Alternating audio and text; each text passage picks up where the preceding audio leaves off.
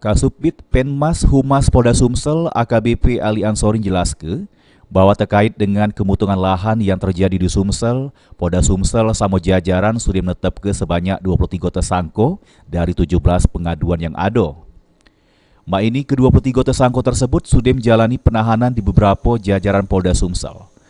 Polres yang paling banyak tangani kasus kemutungan lahan dewek ada di Polres Oki, ada sebanyak 9 tersangka dengan jumlah pengaduan sebanyak 6 iko.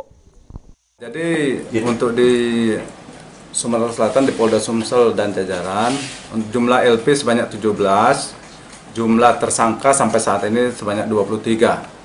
Sudah ditahan di Polres masing-masing.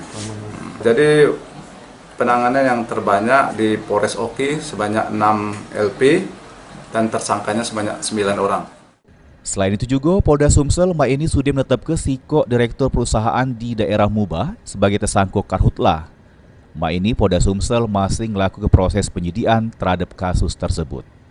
Firman Hidayat, PAL TV.